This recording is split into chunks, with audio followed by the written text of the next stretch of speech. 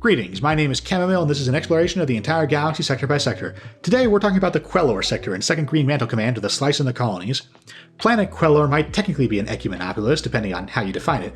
Its population of tens of billions is much more than the planet can support on its own, which means if there's ever any kind of interruption in trade, it doesn't matter how hard the planet pivots to emergency agriculturalization, a bunch of people are going to die, period, which is something you usually associate with city planets.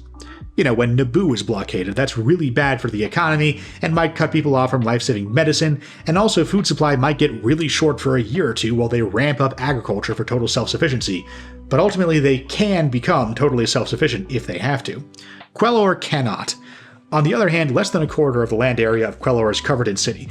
We don't really have a word for this spot between ordinary major world and proper ecumenopolis. Extra major world? Ecumenopolet? Not much actually happened on Quellor, though. They stayed loyal to the Republic in the Clone Wars, even though most of the rest of the sector went separatist, and they protested the Empire after the Battle of Yavin. The protests didn't get violent, but they did burn an effigy of Emperor Palpatine, which was enough to get the stormtroopers blasting. Quellor was one of many planets in the Green Mantle that surrendered to the New Republic after Jakku, leaving Denon over an Iceno sector to fend for itself.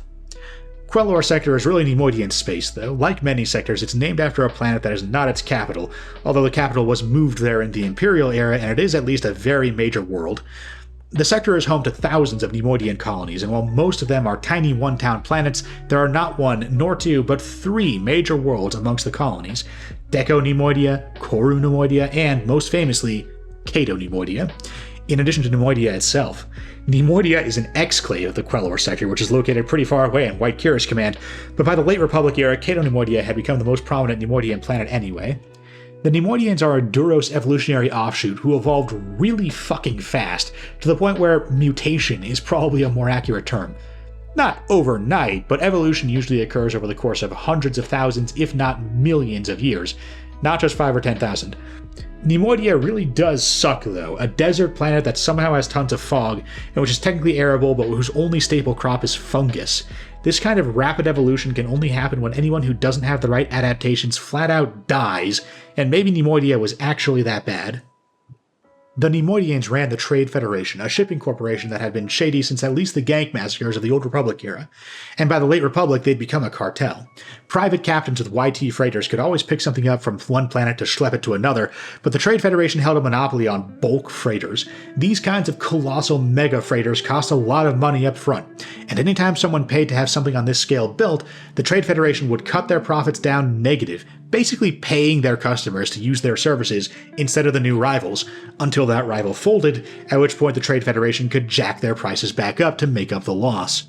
Since they operated in the Outer Rim a lot, which was full of pirates, the Trade Feds steadily increased the armament on their ships and employed larger and larger droid security forces produced by the Techno Union to defend it all.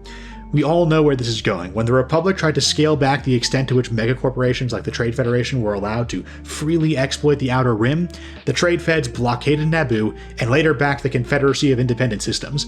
This made Quellor Sector a part of separatist space, despite Quellor itself remaining loyal to the Republic and the Trade Federation maintaining a fig leaf of neutrality. They held up pretty well considering they were deep in Republic space, far beyond any help.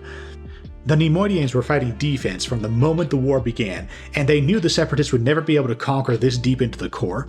Grievous launched a pretty impressive raid into Green Mantle planets like Duro and Humberine, but he never even tried to occupy them, just wrecked them and retreated.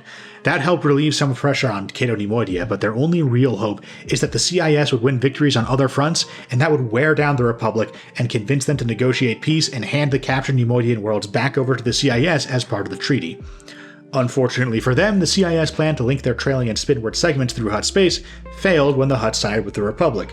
Their backup plan to punch through the mid-rim to link up stalled out at Kashyyyk, and the Neimoidians ultimately had to surrender to the freshly minted Empire.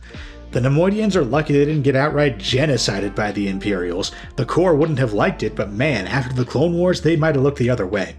Palpatine was still pretty careful back then, though, and didn't want to overplay his hand.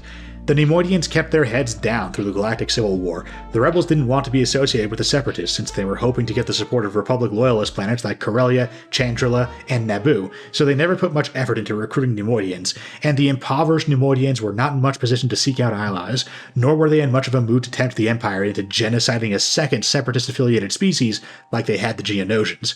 Cato Nemoidia was one of the planets that joined the New Republic pretty much immediately after it was declared on Coruscant, but they came in the tail end of that wave after it was clear that the Imperials were in no position to fight for the southern core or the inner slice.